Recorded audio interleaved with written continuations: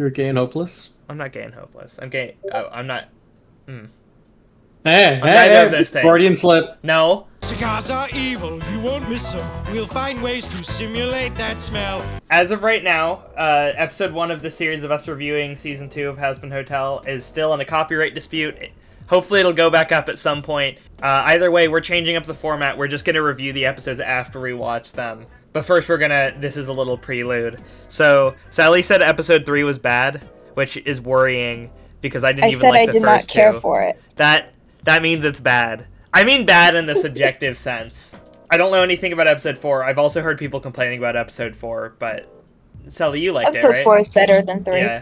Yeah, the comment section was pretty funny. It was mostly children, it seemed like. And that's not me being like well, you're all children, so it doesn't matter. Like, you go on their channels and it's like object show AMVs and it's stuff, and it's like, I'm not even gonna... I was excited to argue in the comments, and then they were all kids, and then the video went down before any adults could find it.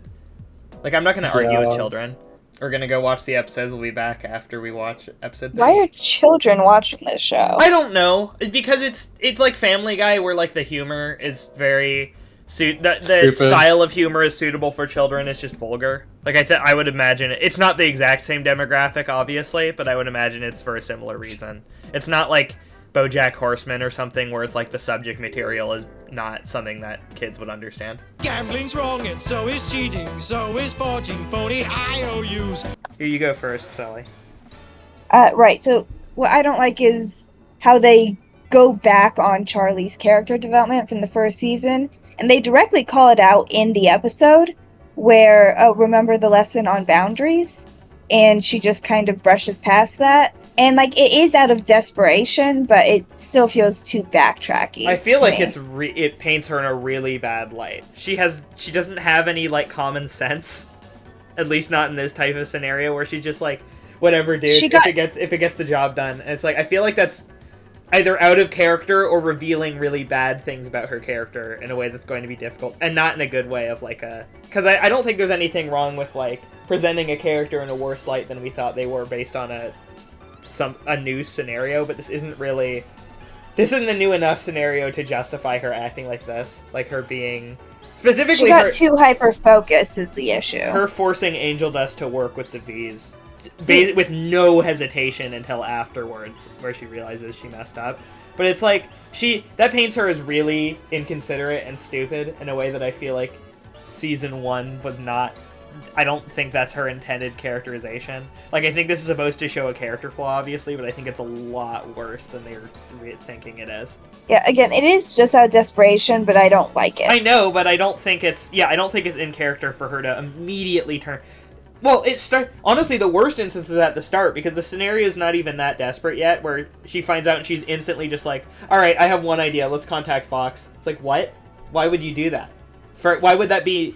If that's your first idea, fine. Why would you not even consider another idea? You're like, let's do that. I can't see anything wrong with that. She saw firsthand Angel Dust interactions with Valentino at the very least last season. She doesn't seem to care in this episode. Not really. I think it's supposed to be like how people react when people are like attacking them online or in the media and they just lash out or try and defend themselves, only ending up making it worse. I guess, but it's like...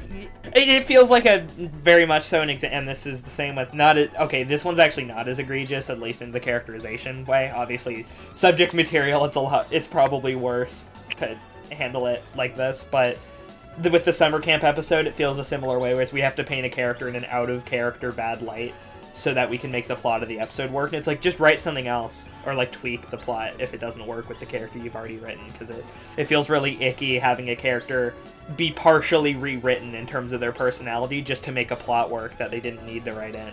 I don't think they're really rewriting her, they're just making her too desperate and going back on her season 1 development. Again, it's that she doesn't seem very remorseful until the end. It makes her look really dumb, I feel like. That it seems like she didn't understand why that's not worth it until the end of the episode. And it seems like she only realized it was a bad idea because it didn't work. I think she realized it was a bad idea when Fox started turning it against her. I don't know. Just though it doesn't feel like something she would do, and it feels like it's going to be hard to sympathize with her going forward. I don't even like Angel Dust as a character, but I mean, Yeah, he was good in this episode, but that almost makes the problem worse of like, okay, so you understand the severity of this situation, but you've written Charlie to not understand the severity of the situation, even though she did last season, and you're doing this after the Looney Tunes slapstick scene, but I'm gonna try and ignore that for this. I'm going to just say that this show seems to write its episodes in a vacuum. Like, next episode there might be another, like, goofy rape joke, and they're just gonna, like, ignore it. And it's like, alright. I guess that's the way they write this show, is they just don't think about it. Like, if we have another silly domestic abuse or rape joke next episode, even directed at Angel Dust, it's gonna be weird, but they might do it, because they just don't... That's not something they take into consideration at this point. Because, yeah, this is another episode that's treating the issue seriously. And at this point, it's a little hard to take it sincerely when you keep flip-flopping back and forth constantly on whether you think it's, like, should be serious or not. Yeah, it's just kind of, like, really fucked up. It is really bad. Especially how she saw... I think it's supposed to be really bad, but it's treated. It's like... She wasn't expecting it to literally be the V's. She didn't care, though. They showed up, and she's like, cool. Like, it... She rolled with it. She didn't, like, there are so many moments where she should have... There's so many moments where she should have backed out of it. Like, it just seems out of character how, like, callous it is to just be like, whatever, keep them. They're, it's good for business. Like, everyone will get more people in the hotel, sort of thing. And it's like, also, I know it's like, building towards an altruistic motive overall, but it's like, and this isn't just a criticism of character did something immoral, it's character did something immoral that actually, like, pretty significantly shifts the way her character is characterized overall, and I don't think it's what they were trying to do. This is I think it is just. I think this is supposed to be an isolated. It's supposed to be an isolated incident that makes her really desperate, but I don't think it's intense enough to justify such a shift in behavior. Well, she was already pretty desperate in episode 1 of the season, and then just getting that information dumped from Emily probably just exasperated it. She was given a lot of information at once, and basically no time to process it. It's not time sensitive right now, right? Are they going to do another, like, purging, as far as we know? From their perspective, they just have no idea what Heaven's going to be doing. Kind of, like, unrelated. I'm guessing they're going to... Anyone that gets redeemed this season, maybe, is going to get just stuck in limbo or whatever, because they kind of locked down Heaven. Maybe. And Sarah did say no one gets in or out.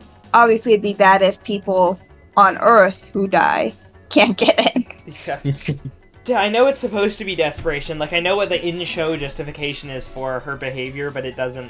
Again, it feels like there's no subtlety to it, where it's just like, we have to make her behavior as extreme as possible so people will get it. And in that way, having her not hesitate with basically any of this makes her look really bad in a way that isn't just gonna go away after, like, this situation resolves. That feels like it's hitting at a more deep-seated part of her character, and I don't know if it's supposed to be a paradigm shift in that way. Yeah, I think it is just supposed to be she has too much information and also not enough, and Vox is just making it worse with all the hit pieces. It just feels wants like to fix it. From a writing perspective, they feel like they have to exaggerate the plot as much as possible, and so to do that, they're like, all right, she's gonna go whole horse on this for like no reason, or for a reason, but yes, no hesitation, instant first idea, let's contact Vox. Why would you do that? I don't know, it was my first idea, and it's like, I guess the most obvious solution, even if she doesn't even consider anything else, and then she's like, alright, the V's are actually here, I don't care. Angel Dust is gonna have to get involved even though Valentino works with them, I don't care.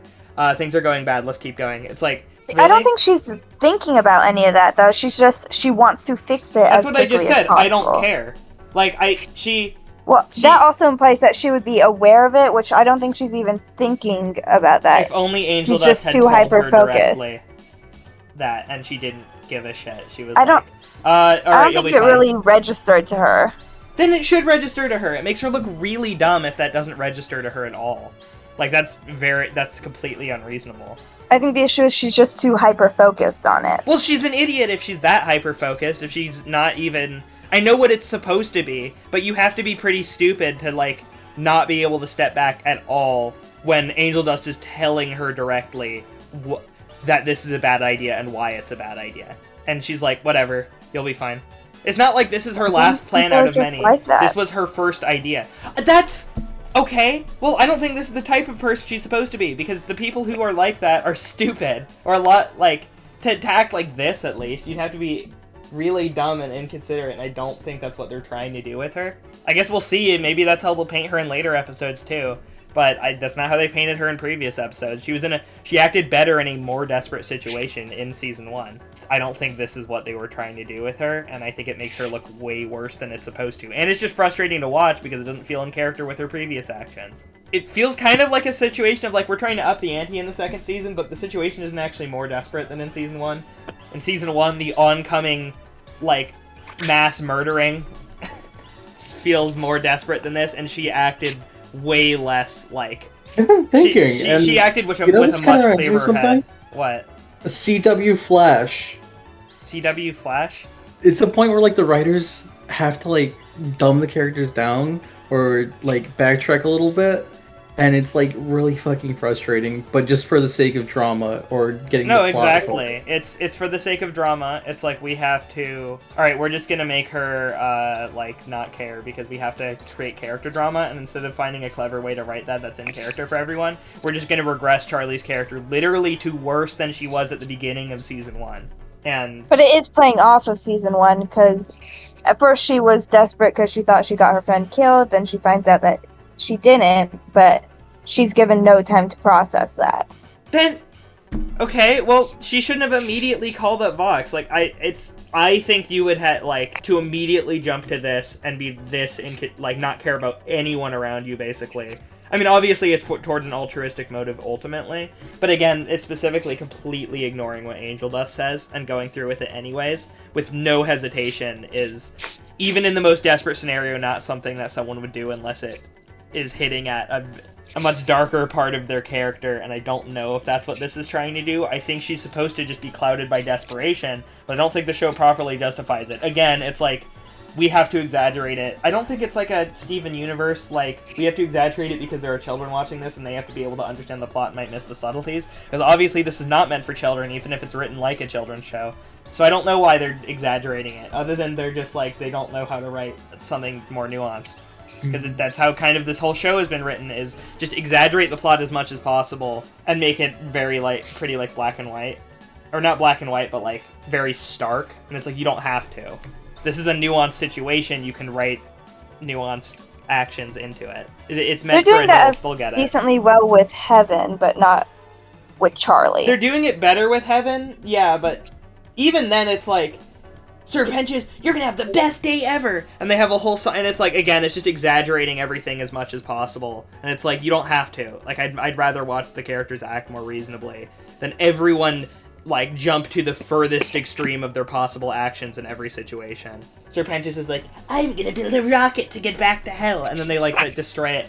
And it's like, Emily throwing, like, a huge welcome party and, like, we're gonna take you around and have so much fun, and it's just like, again, it doesn't feel like it's written for adults. I know it is, but it's like, you were asking why the show has a large child fan base. It's because it's written like a children's show. There's just adult content in it. I am scared for how much they're gonna push this character writing. They write every episode kind of in a vacuum, in ways. It's either between a fully mostly episodic kind of writing, or it just gets progressively. I don't think so. It's just, if, like, a plot element isn't relevant in this episode, they're gonna forget what they did with it in the other episodes. Again, like the rape thing, where it's like, well, it's not part of the plot, so we can make jokes about it here, but if it's part of the plot, then it's serious. And it's like, it's the same show, and it's a show with it's a very serialized show. Okay, anyways, let's move on. Selling bootleg tapes is wrong. Musicians need that income to survive. Okay, before we start the actual analysis, I'm so sick of Angel Dust and especially Valentina just being placed in every scene to be like, just the most obvious sex joke possible in every scene. For one thing, I was completely right about we're gonna make jokes about the Angel Dust thing again. It was beyond just them having Valentino be, like, drop epic zingers or whatever. I'm kind of just used to it now, even though it's really not, it's not good. Also, in, like, the headlining text at the bottom of the news broadcast, there was another joke about Angel Dust where it was like, just a reminder, Angel Dust is the sole property of VoxTech. So if you want to rent out Angel Dust or whatever, and it's like, okay. It's funny again because it's a different episode where we're not being serious about it. Alistar, if he didn't already look ridiculous, he looks ridiculous in this episode. Like, really just pathetic.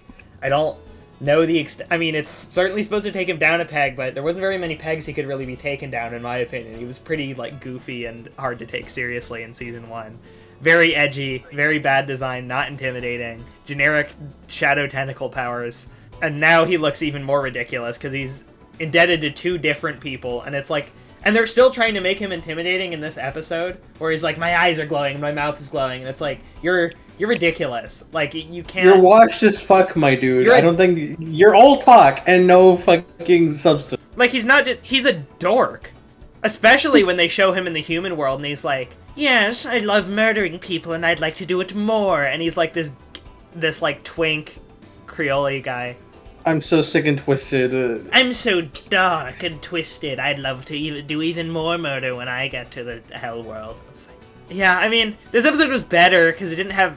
Well, I don't think I need to explain why this one was better. It didn't have any horrible shit like the last episode of, like, character assassination. I mean, they definitely changed how we're viewing Alistar, but I already thought he was ridiculous, so I don't really... It didn't change he's kind much of a for bitch me. now. Like, honestly, it's more in line with how I saw him, so I'm down. Like, this is a more interesting... Either... Yeah, I figured you'd like how they take him down a few notches. They do. I mean, that again, they're still trying to make him look intimidating, but he's also made out to be kind of pathetic in his pursuit of power while being... He's being very hypocritical by making fun of Vox for relying on other people when he is currently in servitude to two different people for different reasons. It was theorized that he was working for No, I mean, Lilith, no, but he's under Vox. He made a deal with him. He's under Vox now. To further his own goals, so he's relying on two other people for his current, like, needs. Yeah, I think that is part of the point. No, definitely. I'm not criticizing Yeah. that. He's definitely being a hypocrite here. But again, it makes him look even more ridiculous. Like, he's a loser. Like, he really doesn't have anything. He's, like, not clever, not intimidating. He's weak. He loses every fight he gets in. I know he's fighting strong people, but still. Like, his design is ridiculous. Very contemporary looking. It's not, like, giving 1930s. I like that they're taking him down a notch. I don't know how dumb he's supposed to look, but he looks real dumb. The songs are this has been a thing in general. The songs have been much better this season. I just don't really like them. They're not really my style. But the songs last season... Rosie's voice actor, dude, she was killing it. Dude, the songs last season were, like, really Alistair bad. needs to get a fucking, needs a song coach, because that was the horrendous. songs last season were awful. Like, the songs have been better. They've just been more, like, decent musical theater tracks. People are pointing at multiple things this episode and on very little substantiation, calling them racist. I mean, I guess if, like, some Creole guy told me this episode was racist, I would assume I am underinformed. But it seems like a lot of it, especially with the anime pastiche, is very much so. People on, like, Twitter activists don't like the show because they think it's not funny and badly written. But they feel like they need to justify it with something moral, so they just point to something that could vaguely be construed as problematic in a stereotypical sense, and run with that, and that's their criticism, because they don't get that they can just hate something by virtue of thinking it's bad. So they're just like, well, actually, Busy Pop is a bad person. And none of it was new information either. Like, we already knew Alistair was biracial. We already knew that Alistair had a deal with somebody, and if it wasn't Rosie, it was going to be Lilith, who was also white passing. It's just silly the way people criticize the show. It's like, you're allowed to think it's not funny and badly written, and I've seen that too. But there's a lot of, like, we have to find some moral faulting of the showrunners. And maybe there are, and I don't... Again, I could be misinformed for sure, but I'm saying, like, a lot of it seems like it's people grasping at straws because they don't want to just... there's nothing wrong with disliking something by virtue of thinking it's bad. I've kind of attacked the show on moral grounds before with the, like, way it handles Angel Dust, but I'm not pinning it on any specific writer. I'm just saying the text of the show is very dodgy. Hey, wait, what happened to the Maraca lady? I just realized. I don't think... I think they ran out of their Maraca budget. Yeah, they couldn't find the sound effect on their computer, so they just cut her out of the season.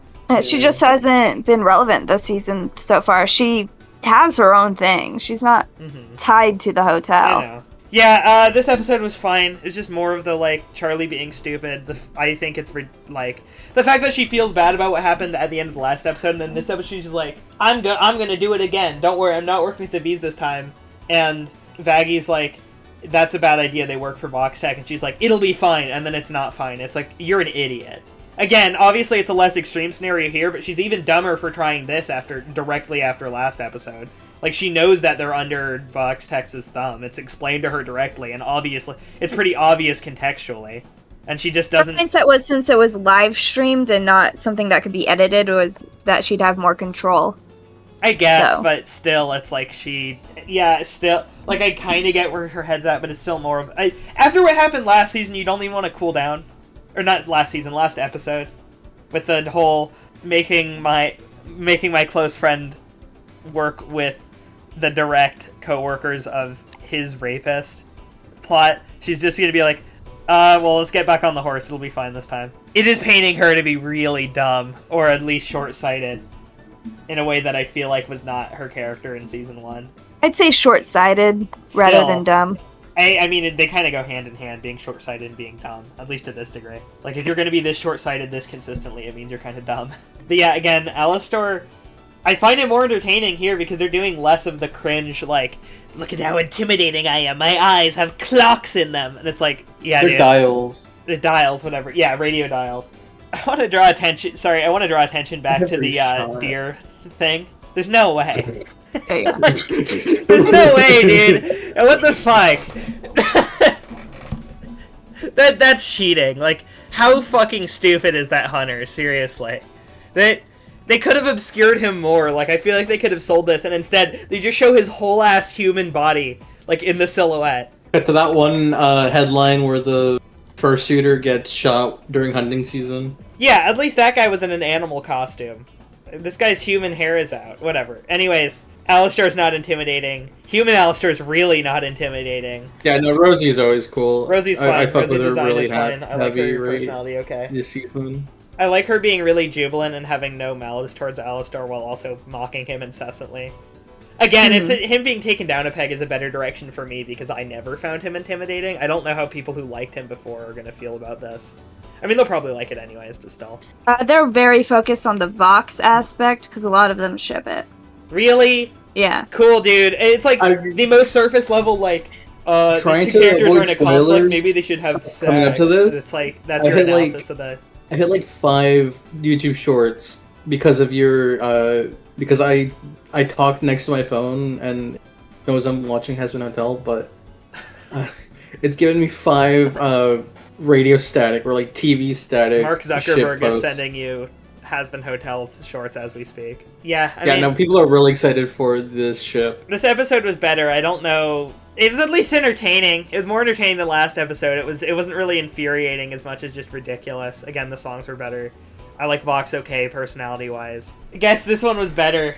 It's really hard to take... I didn't take anything seriously this episode. Like, it's really hard to actually be invested, but in terms of just watching it... Okay, this one is veering into funny bad in the same way as Season 1, or at least funny ridiculous. Again, with, like, human twink Alistar is, like, funny. So I'm, like, more entertained. Seeing him throw a temper tantrum is funny. Like, I don't know how much of it I'm supposed to be taking seriously. Again, Valentino's just lame. It's like putting... Again, I don't think telling jokes with him where we're supposed to be laughing with him is a good idea because it's going to be really hard to make that land. But again, it's just like, insert him into a scene. Somebody says, like, you can suck it, and then you have Valentino in the background be like, yes, please. It's like, that's not a joke! That's not good joke writing, is to just be like, somebody said something vaguely sexual, we should point that out. Same with Angel Dust, a lot. Angel Dust has a lot of scenes where it's just like, somebody says something vaguely sexual, and he's like, that's sexual. And it's like, yeah, we know. At this point, you're conditioning us to expect it, so there's nothing funny about it. Not that it was funny anyways, but it's really unfunny because we're just waiting for it to happen. It doesn't really bother me. It bothers me because I'm just like, dude, shut up. Just don't even put him in the scene. There's no point. If you're not going to tell an interesting joke, you're just going to tell the same joke you tell with him over and over and over and over and over and over and over and over and over again in every scene. We hit our first funny joke this season, also. Alan and I had a funny joke counter last season, which we hit 2. The funny joke counter. God! You remember the funny joke counter? We're at 1. I thought them tying Alistar to the cuck chair was funny. Like, I'll give them that one. I don't know how, like, well written. It made me laugh, though. That's the first time I've laughed earnestly. Maggie does love her cuck jerk jokes. Okay, I'm talking about it on recording now, so this is going in the video. The time that you thought there was the Onion article about the cuck chair and Bluey, and you thought it was real and sent it to me. Like, can you believe they put a cuck chair in Bluey? I'm like, no, it's on the Onion, Alan. Yeah, I ate the Onion. And then after that, I kind of just send you TikToks doing cuck chair reviews. I haven't seen what Yeah. over Instagram Reels. I sent you like downloaded TikToks and then our DMs. I literally can't think of a single time you've sent me a cuck chair video. Don't go looking. Okay, I'll be sure to send you. Okay. Are we gonna do? Well, I will say I find it neat how they just obliterated the leading theory in this episode so casually. Oh, what was the the Lilith thing? That he doesn't have a tail. Yeah. Well, yeah. Yes. The big theory.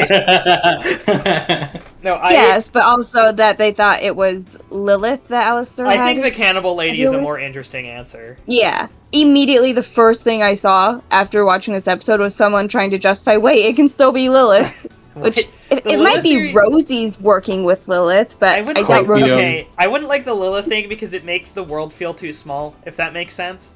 Like, just having everyone be directly interconnected is lame to me, because it hurts world building, because it makes everything feel really, like, secular. Yeah, episodes were not great. I would say episode 3 has been the worst episode so far. Episode 4 was probably the best in terms of entertainment value. At least a lot happened, like, even if I didn't think it was good. Some of it was interesting, and at least, again, it's veering into the unintentionally funny shit from the first season, like Twink Alistar. He's so, like, intensely unintimidating. Yeah, I don't know. That's kind of all I have to say. Thanks for watching. We'll be back next week, probably.